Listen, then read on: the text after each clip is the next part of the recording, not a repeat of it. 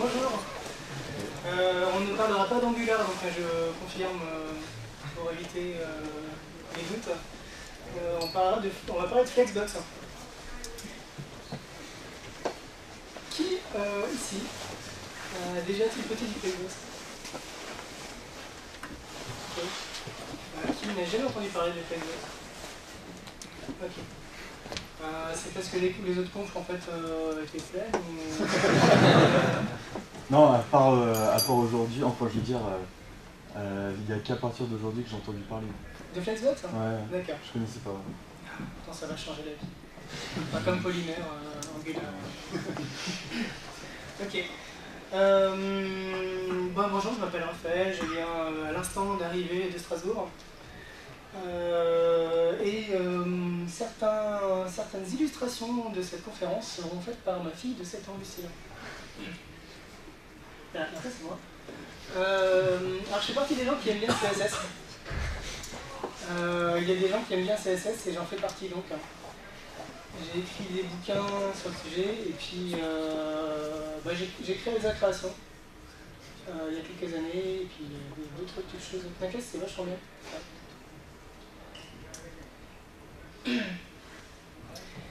Et il y a un bouquin CSS3 qui devrait sortir un jour peut-être, depuis qu'il est censé sortir il y a 6 mois.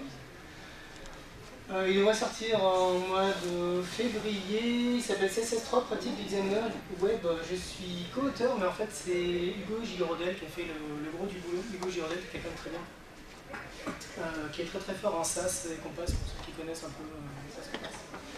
Il faut suivre Hugo Girodel, c'est bien. Donc voilà. Flexbox. Alors, Flexbox, vous aurez compris que c'est du CSS ou pas déjà? C'est du CSS. Grosso modo, avec Flexbox, on va pouvoir faire 4 fonctionnalités importantes facilement. Grosso modo, tous ces trucs-là, on sait le faire en CSS et on se fait chier. Avec Flexbox, on va le faire sans se faire chier. J'irais même jusqu'à dire que je suis tellement fan que je peux presque vous dire qu'avec Flexbox, vous allez aimer CSS. Faut vous dire. On sait qu'elle n'aime pas déjà, je veux dire. Alors Flexbox, on va pouvoir faire de la distribution, c'est-à-dire qu'on va pouvoir distribuer les éléments les uns à côté des autres, les uns sous les autres, etc. On va pouvoir les ordonnancer. C'est le terme technique officiel pour dire toi tu vas te mettre avant le premier, toi, etc.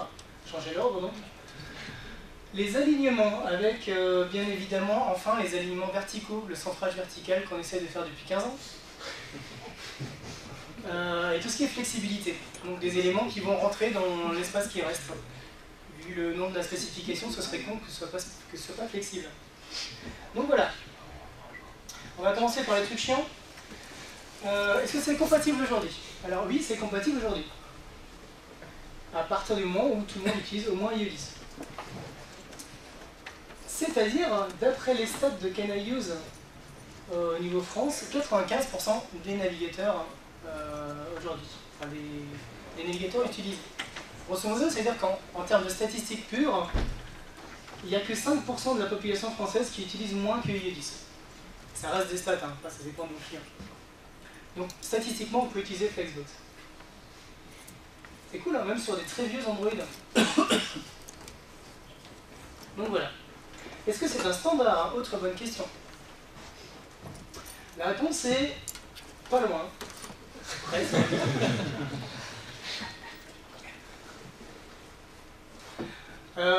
C'est au niveau de candidat de recommandation.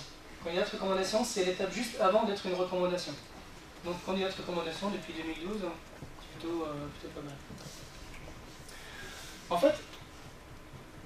En fait, non. Flexbox est à ma connaissance une des seules spécifications qui a régressé, qui est passé de candidat de recommandation à brouillon. C'est un petit peu con, pour le coup, parce que c'était bien, on avait un truc bien. Et c'est passé en brouillon en septembre 2014, donc il y a vraiment pas longtemps. Pourquoi, vous allez me dire? Eh bien, c'est une très bonne question. Parce qu'ils ont vraiment envie de faire un truc qui pète, qui marche bien, qui soit stable, qui soit intuitif. Pour l'instant, Flexbox, c'est bien, ça marche, mais c'est pas du tout intuitif. Il y a des propriétés qui veulent rien dire. Il y a des valeurs qui devraient commencer par flex et d'autres pas. Enfin bref, c'est pas hyper feng shui. Donc ils vont certainement modifier tout ça. Ce qui n'est pas très grave, puisque aujourd'hui on utilise des choses comme autopréfixeur ou des outils qui vont de toute façon renommer les propriétés s'il le faut, ou mettre des préfixes s'il le faut. Donc c'est pas si grave que ça, mais il faut savoir que ça risque fortement de changer, et c'est presque une bonne chose que ça change. Parce qu'honnêtement, même moi, je sais plus trop quelle est la propriété qui va faire quoi. Je vous le vends pas très bien, mais en fait c'est vachement bien. Voilà. Du coup, qu'est-ce qu'on va faire avec Flexbox? On va faire de l'alignement vertical. C'est pas beau ça, de pouvoir centrer verticalement, sans être dans une cellule de tableau ou un table cell. On va faire de l'alignement vertical. On peut aussi faire des blocs qui ont toujours la même hauteur. Donc un peu toujours comme des tableaux en fait. Non mais les tableaux c'est bien. Hein. On peut aussi faire des trucs comme des pieds de page qui sont toujours en bas de page, quelle que soit la hauteur de la page. C'est 3 fois page. On peut aussi faire des gabarits élastiques fluides super facilement.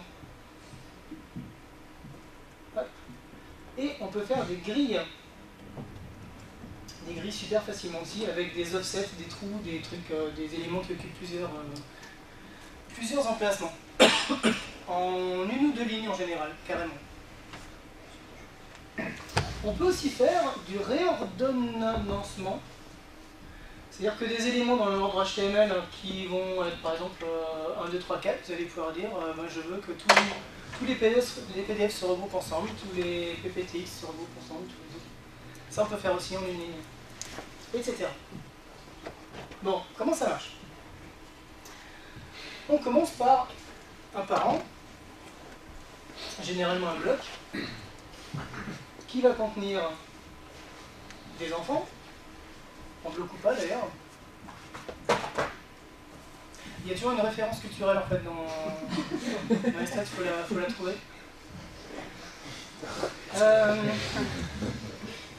Et ben ça marche comme ça, on va créer un contexte sur le parent. Le parent, c'est ma fille.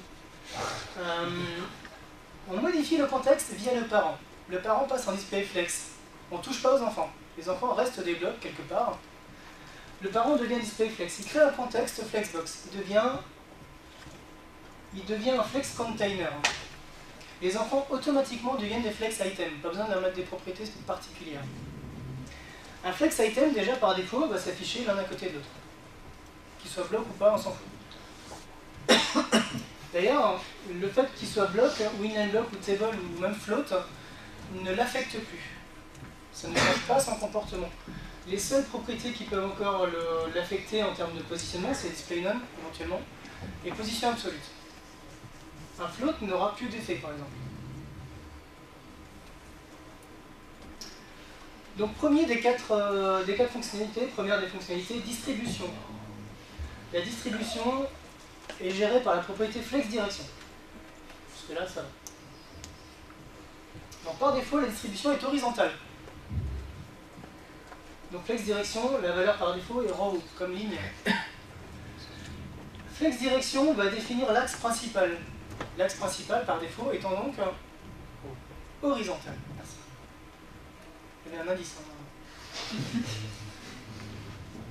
Petite subtilité rigolote, on peut changer l'ordre d'affichage avec un row reverse. Donc comme Dick Rivers, qui a un petit peu de culture cinématographique. Row reverse. On peut afficher les flex items en vertical avec flex direction colonne. L'axe principal devient donc l'axe vertical. Et bien sûr, du column reverse, le frère de l'autre.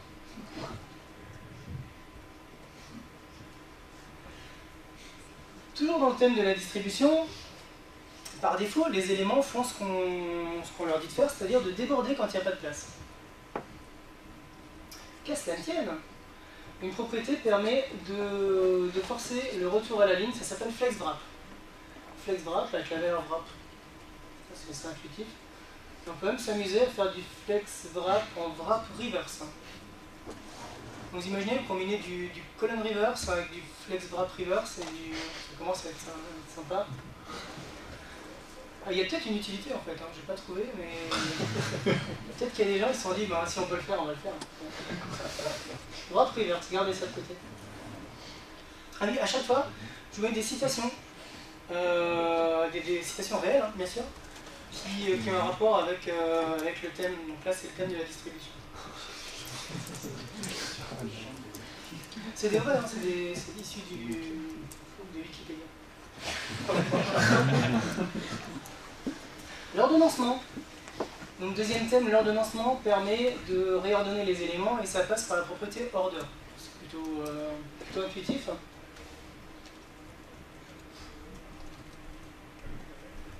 Prenons nos éléments qui sont en flex direction colonne et choisissons un élément au hasard, oignon. On lui donne un order de 1. Il va s'afficher après ses frères, puisque la valeur par défaut de order est de 0.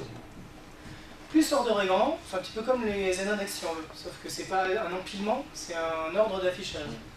Plus order est grand, plus l'élément est affiché après ses frères. Sauf si vous êtes en colonne reverse, bien sûr. Plusieurs peuvent avoir le même order, dans ce cas-là, ils conservent l'ordre d'affichage du DOM, mais à la fin des autres. Voilà.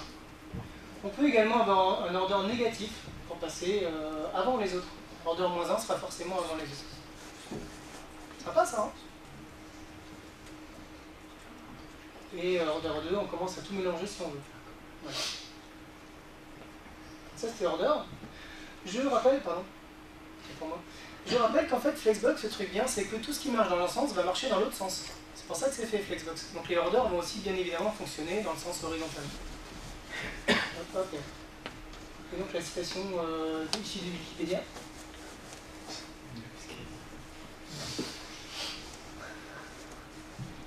On passe à l'alignement. L'alignement dépend de l'axe principal que vous avez choisi. L'alignement, la propriété qui va gérer l'alignement dans votre axe principal est Justify Content. Okay. Si votre axe principal est vertical, on va aligner verticalement avec Justify Content. C'est bon? Vous l'avez? Nickel. Par exemple, flex end pour dire je vais me mettre à la fin. Alors on me dirait ils auraient pu mettre bottom. Non? Pourquoi ils mettent flex end? Parce que déjà il y a reverse, ouais, comme le chanteur. Et surtout on peut s'afficher en alignement horizontal. Et du bottom, quand vous êtes en horizontal, ça ne veut pas dire grand chose. Alors que flex end, on sait que c'est à la fin, quelle que soit la distribution. Donc il y a bien évidemment du flex, c'est pas du tout du flex center, c'est du center tout court. Center tout court. Et un truc sympa, c'est space between. Space between qui est une sorte de justification. Vous aurez donc bien sûr évidemment aussi en affichage horizontal. Space between c'est vachement pratique. Dans l'autre axe, dans l'axe secondaire donc, on aligne avec la propriété align items. J'ai perdu personne pour l'instant? Il y a un quiz, hein? Align items. Donc on est dans l'autre axe, hein, c'est ici. Flex start pour aligner à gauche si on est en vertical. Flex end. Center, puisque là pas de surprise. Et stretch. Stretch qui est plutôt bien aussi, puisque pareil, ça va fonctionner en horizontal et en vertical. Et en plus, c'est la valeur par défaut. Si vous voulez appliquer un alignement particulier à un élément, il y a une propriété pour ça, c'est align self. Vous pouvez dire, vous êtes tous en stretch, mais toi là, oignon, je veux que tu sois en flex end. Tout bien aussi. C'est bon? Et donc,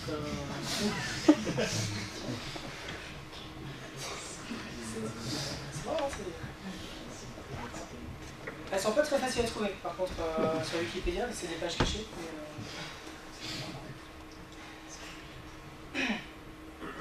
Alors, ce qui est important de savoir, c'est. Il manquait, j'avais plus de place. c'est bidirectionnel. Flexbox, tout fonctionne dans les deux sens. Ce qui fait que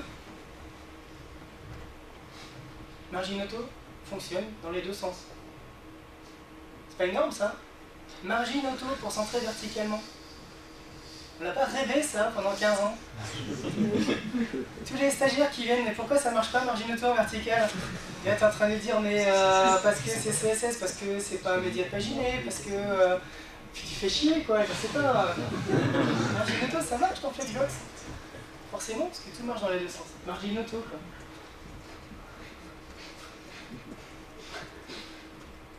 Bref, je me suis un peu emporté. Dernière fonctionnalité, la flexibilité qui passe par la propriété flex. Alors flex, c'est un peu plus compliqué que prévu, parce que jusque-là c'était un petit peu tout bidon. Flex, c'est une propriété raccourcie de 3 propriétés. Flex, en fait, c'est flex gros, qui dit qu'un élément a le droit de s'élargir s'il y a de la place. Par défaut, c'est pas le cas, il peut pas. Flex, c'est aussi flex shrink qui dit qu'un élément a le droit de se contracter s'il est obligé. Par défaut, il a le droit.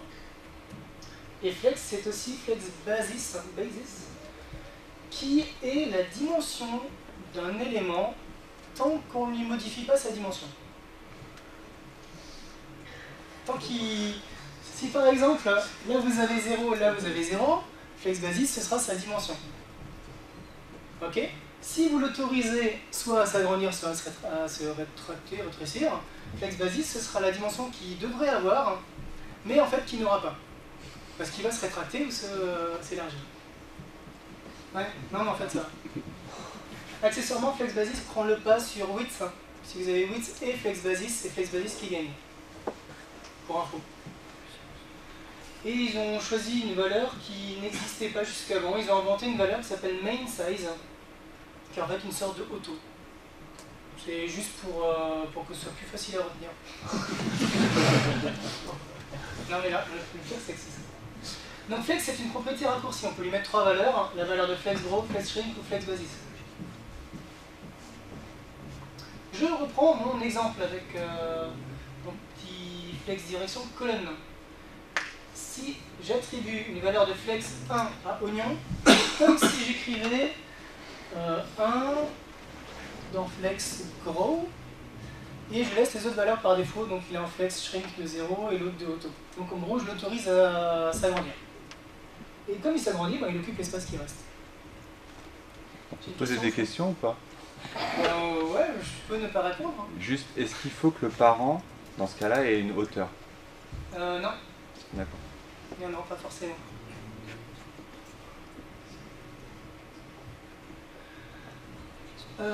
Si plusieurs éléments ont une propriété flex, ben la flexibilité se répartit, se distribue par pondération entre ceux qui ont une valeur de flex. C'est chouette ça, hein. Et si j'en ai un qui a plus de flex que l'autre, ben, c'est ce que je vous ai dit, par pondération. Non? Ouais. Voilà. Juste trop bien, mais voilà, en fait. On va faire du CSS. C'est ça ce que je dis. Et du coup,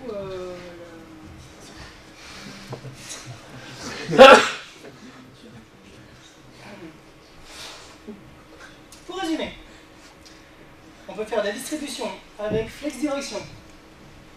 On peut faire de l'ordonnancement avec order.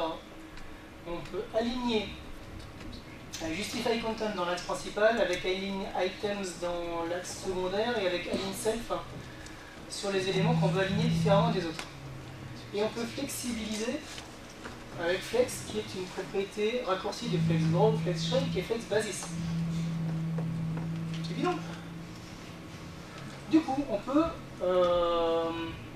Qu'est-ce qu'on peut faire en template en 5 minutes avec ça? Génial. Et je vous le prouve. Prenons body. Body, c'est le... Est-ce qu'il y a des gens dans la salle qui ont des problèmes avec les couleurs? Comment on dit déjà? Merci, c'est daltonien. Non? Ouais. Body, c'est l'élément qui contient tout le monde. qui contient header, qui contient wrapper et qui contient footer. Wrapper lui-même contient nav et content. C'est bon pour vous? Je voudrais que body occupe toute la hauteur de ma page. Je vais bien évidemment utiliser cette unité VH que tout le monde connaît, que tout le monde utilise en production depuis IE9, et qui signifie viewport height. Donc je vais occuper toute la hauteur. Au lieu de me faire chier à utiliser height 100% et mettre un height 100% sur HTML et mettre un height 100% sur machin, je vais bien évidemment utiliser VH. Évidemment, merci.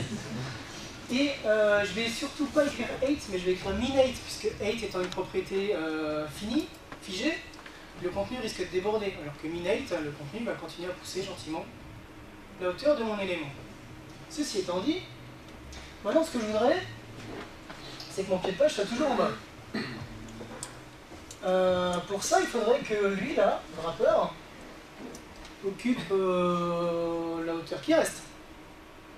Pour faire ça, il faut que je fasse quoi sur le wrapper? Un flex 1. Mais flex 1, ça peut fonctionner que si c'est un flex item. Comment faire pour que le wrapper devienne un flex item? Il faut que body soit en display flex. Si body est en display flex, ça va s'afficher verticalement, horizontalement. Donc il faut que je précise bien que je le veux en horizontal. Bref, je commence par poser mon contexte sur body. Display flex, pour avoir des enfants flex item. Colonne, pour que ça s'affiche verticalement. Tant qu'à faire, j'autorise le retour à la ligne. Pour l'instant, ça n'a pas changé grand-chose, ouais? Il y a de la cascade, ça s'irrite jusque... Non. Tu veux dire ça? Ouais. Non, c'est juste les enfants directs qui vont être des flex items, c'est ça la question. Les enfants des enfants ne seront pas des flex items. Et maintenant, flex 1 sur le wrapper. Ensuite, qu'est-ce qu'on veut? On veut que nav soit à gauche, que content soit à droite. On va dire que nav est en quoi? Display flex. Nav en display flex aussi, lui-même.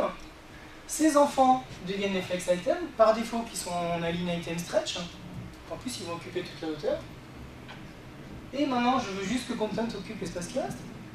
Donc, flex 1, content. Hop, voilà.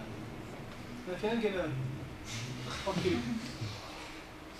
Ouais, des gens qui disent que CSS c'est compliqué. Hop. Et puis on se dit, tiens, si j'ai un petit écran, moi je vais pas me faire chier, je presse un display block. Les enfants ne sont plus des flex items, ils redeviennent des blocs comme il faut, donc ils s'affichent les uns sous les autres. C'est la version simple. J'ai une propriété à changer pour les afficher les uns sous les autres. Parce qu'il n'y a pas de float, il n'y a pas de trucs qui sortent du flux, qui foutent la vie. Et si je veux aller encore un peu plus loin, si éventuellement je voudrais que nav, par hasard, passe en dessous de content, dans ce cas-là, je reste en flexbox, en wrapper, et je mets juste un order de 1 sur nav, qui s'affiche après content. Il y a plein de possibilités, ça devient assez simple, franchement. Confirmé?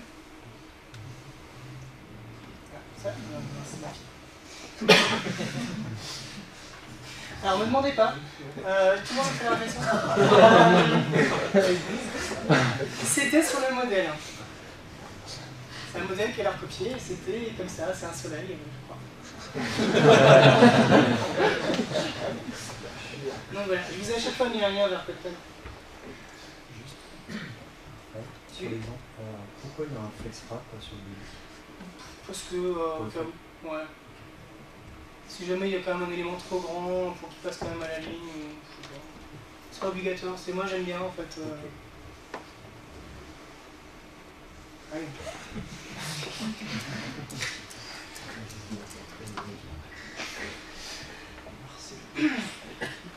Alors, quelques petites choses en bonus. Hein. Est-ce que quelqu'un ici qui fait du CSS a déjà entendu parler de BFC ou Block Formatting Context? Ah, pas trop. Le Block Formatting Context, c'est une spécification vieille comme le monde en CSS qui nous explique comment et pourquoi, comment gérer les flottes, et pourquoi les flottants c'est un peu chiant à gérer, grosso modo. En gros, BFC s'applique aux éléments flex. Donc, grosso modo, les éléments flex vont avoir un énorme avantage pour gérer les flottants. Par exemple, un flottant ne va pas déborder d'un flex container. Des flottants qui débordent, c'est toujours chiant. Un flottant ne va pas déborder d'un flex item non plus. Et aussi, un flex container ne va pas s'écouler autour d'un flottant. Je vous fais une démonstration tout à l'heure. Tout de suite, en fait. Prenons un parent bloc qui contient un enfant bloc. Notre enfant, si je le mets en float left, selon toute évidence, il sort du flux et donc il va déborder, ce qui est logique. En général, pour faire ce genre de choses, on va s'amuser à mettre des éléments vides avec des clears ou des trucs comme ça, des clears fixes. Il suffit que le parent soit flex pour qu'il n'y ait plus de débordement. Ça, c'est plutôt pas mal.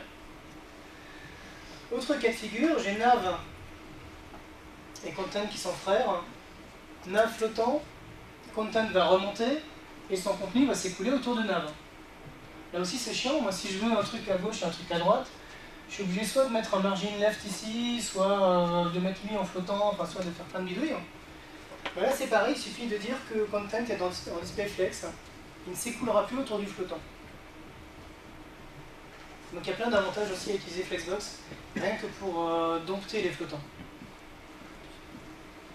Alors, à la question, si vous voulez me la poser, si est-ce que Flexbox est une révolution, j'ai envie de vous répondre oui, forcément. Parce que grosso modo, ça fait tout ce qu'on se fait chier depuis 15 ans à faire un CSS, condensé dans une spécification. C'est vrai. Et du coup, si vous me demandez si Flexbox sera le futur du positionnement, je vous répondrai... Merde. Je répondrai ça dépend. Ça dépend parce que pas forcément... Parce qu'en fait, le futur du positionnement est déjà prévu dans une autre spécification qui s'appelle Grid Layout. Grid Layout, c'est du working draft, c'est un truc donc en cours de brouillon qui va être complètement adapté, dédié à la création de gabarits. Responsive par responsive, avec des, enfin, tout ce qu'on veut faire aujourd'hui avec des grilles. Grid Layout est fait pour ça. Grid Layout a un seul tout petit problème, c'est qu'aujourd'hui il n'y a qu'un seul navigateur qui reconnaît cette spécification. C'est Internet Explorer. J'essaie un peu. Internet Explorer, Chrome en activant un flag, donc en vrai, pas vraiment. La bonne nouvelle, c'est que tous les navigateurs aujourd'hui, que ce soit Chrome, Firefox, Chrome Opera du coup, et Safari, sont en train d'implémenter. C'est plus à l'état de projet, ils sont en train d'implémenter, donc ça va être implémenté. Ça, ce sera vraiment fait pour des templates et ce sera super bien fichu, franchement, promis. Du coup, il reste quoi pour Flexbox? Il reste tous les composants, tous les éléments internes. Grosso modo. Même si aujourd'hui on peut quand même faire du layout avec. Mais l'avenir, c'est pas Flexbox pour le layout. Est-ce qu'on peut utiliser un prod? Ouais. Si vous utilisez des outils comme Autoprefixer. Tout le monde connaît Autoprefixer ici? Pas forcément. Ouais, plus ou moins. C'est un outil qui va s'amuser de plein de manières différentes, que vous passiez par Grunt, Gulp, par du langage serveur, par du langage client, par un plugin, par plein de choses. Il existe plein de versions d'Autoprefixer. C'est un outil qui va vous rajouter les préfixes pour les navigateurs qui en ont besoin. Et éventuellement vous changez les valeurs si la valeur n'existe plus, etc., etc. Donc en gros, vous écrivez vos propriétés CSS normalement, sans préfixe, sans rien. Et Autoprefixer se charge de rajouter ce qui doit être rajouté. Donc nous, on utilise Flexbox en production. De toute façon sur mobile, puisqu'il n'y a aucun problème de compatibilité sur mobile. Et puisqu'on laisse tomber en février IE 9, donc tous nos clients seront sur IE 10, sinon on ne les accepte pas. On utilisera aussi Flexbox en production sur le bureau, en ce qui nous concerne. Quelques ressources, je ne sais pas où j'en suis.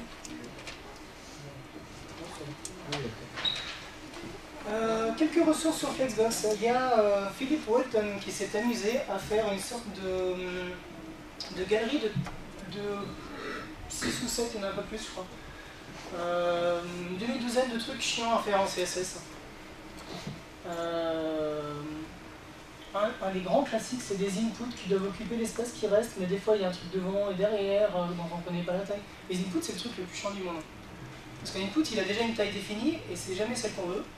Et si on lui dit de faire 100%, et ben c'est 100% de la totalité, c'est pas l'espace qui reste. Donc bref, il s'amusait à faire plein de trucs, des grilles, des machins, en Flexbox, et souvent il le fait en une ligne de Flexbox, parce que c'est simple en fait en Flexbox. Autre ressource, il y a déjà des grilles en Flexbox qui existent. Donc par exemple Flexbox Grid. Vous avez un bac à sable qui s'appelle FlexiBoxes, où vous pouvez vous amuser à jouer avec les valeurs, à rajouter des éléments, à enlever des éléments, voir ce que ça donne, est-ce que c'est étiré, est-ce que c'est pas étiré, est-ce que c'est ça. Les slides, je les mettrai à disposition au cas où. Ce sera peut-être plus simple que de copier les URL. Et je me suis moi-même amusé à faire un Tumblr, parce que Tumblr c'est bien, qui s'appelle Jack in the Flexbox, où j'ai plein d'exemples, plein de trucs super faciles à faire en Flexbox. Là aussi un grand classique, je veux des pointillés dans un tableau entre les valeurs. Ben, je prends un élément que je génère en before ou after, et je lui mets un flex 1, et puis du coup il occupe l'espace qui reste. C'est tout con. Pareil pour des trucs comme ça, des titres avec des lignes, etc., etc. Ça s'appelle Jack in the Flexbox.tumblr.com.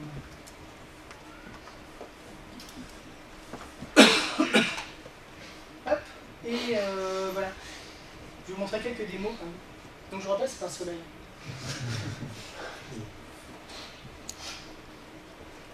J'ai quelques petites démos si vous voulez bien. En 800 x 600, ça risque d'être marrant.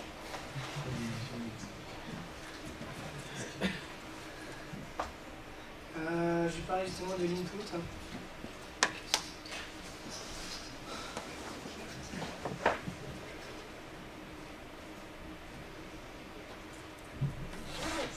ressemble à quelque chose. Ah non, oui, forcément, en plus, je suis petit. Au revoir. Hop. Il est bon.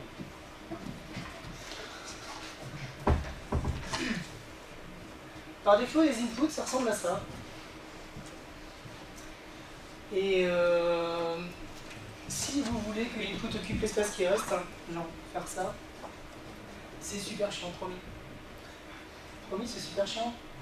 Là, il suffit de dire je veux que tu sois en flex 1. Avec une petite subtilité, je ne touche pas au submit. Vous connaissez le sélecteur note. Et accessoirement, IE, il reconnaît, mais il faut quand même lui dire que c'est un bloc au cas où.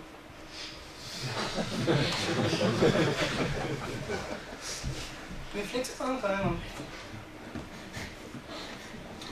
Qu'est-ce que j'ai d'autre?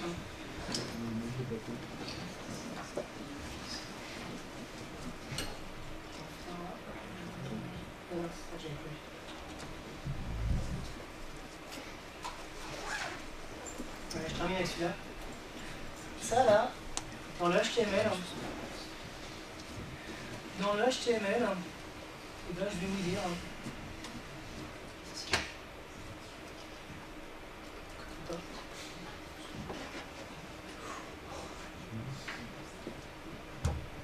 Ça arrive à dire quelque chose là? Pas trop grand.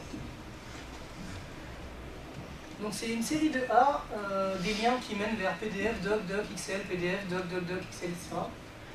Et au final, j'affiche tout ça. Je regroupe les docs ensemble. Vous trouvez en bas, c'est bien un point doc à chaque fois, le lien. Je regroupe les XLS ensemble, je regroupe les PDF ensemble. Tout simplement, en disant que, en disant que les points doc étaient en order 1, que les points Excel étaient en order 2 et que les points PDF sont en order 3. Avec un sélecteur d'attributs qui dit je veux cibler les href qui se terminent par la chaîne .pdf, par exemple. Un sélecteur d'attributs qui marche sur IE7 quand même, accessoirement. Il y a plein de choses à faire avec ça. Bon, voilà. Ah, bah, je vais faire. y a d'autres démos là-dessus. Bah voilà.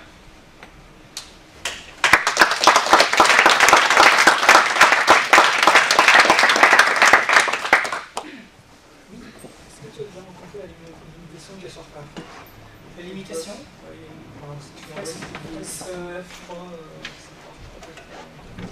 alors ça dépend, il y a... ça dépend. Tu parles de quel type de limitation? Il y a une propriété qui n'est pas reconnue, qui est reconnue à partir de Firefox 29, qui est Flex Flow, dont je n'ai pas parlé volontairement. Tu parles d'autre chose peut-être? Alors moi c'était des flexblocks qui étaient pour faire HTML, c'est un bon truc, donc il y a pas mal de flexblocks. Ouais, et au bout d'un moment il a du mal? Chrome marchait. Ouais. Ça va être pas tant que ça en ce moment. Et Firefox, il y a plus de dessus. Je pense que ça dépend du contexte. Mais c'est pas bon ce que tu dis parce que ça me fait penser que j'ai oublié une ressource qui s'appelle FlexBugs.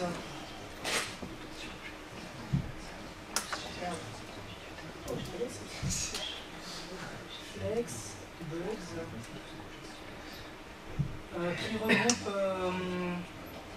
qui regroupe les bugs les plus courants des navigateurs sur Facebook. Peut-être que tu as la réponse là-dedans.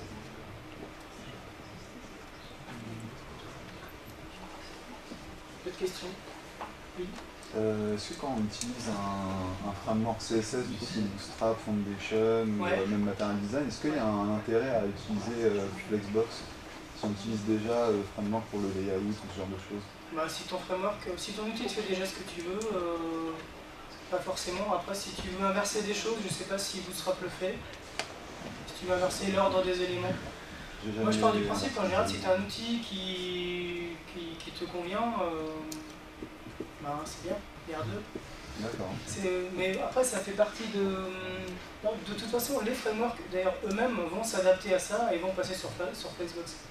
Parce que pour l'instant, les frameworks, ils te font des grilles soit en float, soit en inline block. Même si ça s'appelle grid ou autre chose, derrière, c'est du float. Donc eux-mêmes se font chier et ils vont arrêter de se faire chier aussi, quoi. Donc derrière, quel que soit l'outil que tu vas utiliser, la techno qui sera d'accord, ça va être ce sera un jour et moi j'utiliserai une surcouche qui utilisera ça. Exactement. Voilà. Je pense que ça restera utile pour les inputs ou des choses comme ça. Je pense pas, je connais pas, j'utilise pas Bootstrap en fait, je suis pas... Ouais, donc créer un layout dans le pour... Ils ont l'ordre horizontal mais pas vertical. Ah ouais? Ouais, je connais pas assez... Hein? Oui, pour inverser là. Et il n'y a aucune rétrocompatibilité, si on doit faire sur du 8 ou du 9, on est niqué. La réponse est ça dépend. Ah. Il existe un polyfill qui s'appelle FlexJS, un truc comme ça, qu'il ne faut pas utiliser. Parce que c'est la toute première notation de Flexbox de 2009, ça a changé depuis. Le truc n'est pas mis à jour depuis 2009-10.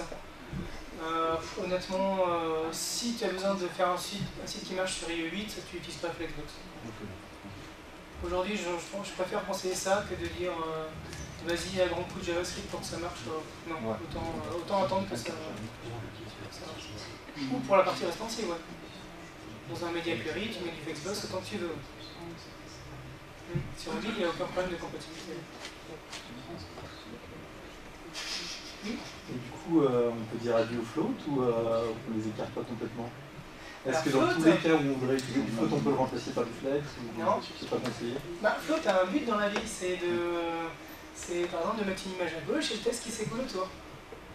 Donc on va peut-être un jour revenir aux bases du float, effectivement. On ne fera pas forcément de layout avec du float. On en est tellement persuadé que dans les formations qu'on donne nous en initiation, on évoque de moins en moins float pour le design. Ouais. Parce que c'est pas méchant. Hein? Flexbox ou float? Parce que Flexbox, il y a eu justement des questions qui se sont posées. Au début, il y avait des problèmes de perf. Maintenant, c'est a priori, plus aucun problème.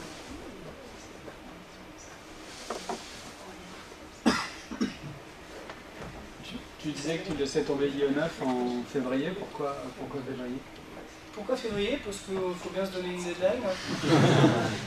Parce que il aurait pu y avoir un truc de... Parce qu'en fait, on va renouveler notre outil interne. On a une sorte de framework CSS interne qui s'appelle Knackes. Et on va le placer en Flexbox et du coup, on va en profiter pour laisser tomber les clients. C'est pas de leur faute, hein, mais on leur dira qu'il y a d'autres agences qui savent faire du IE8, mais pas nous. Ça ne veut pas dire que les sites s'afficheront plus sur IE9 hein, ou IE8. C'est juste qu'on en tiendra plus forcément beaucoup compte. Ils resteront accessibles.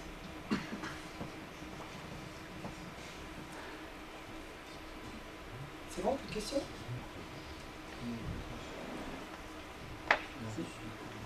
Bon, bah,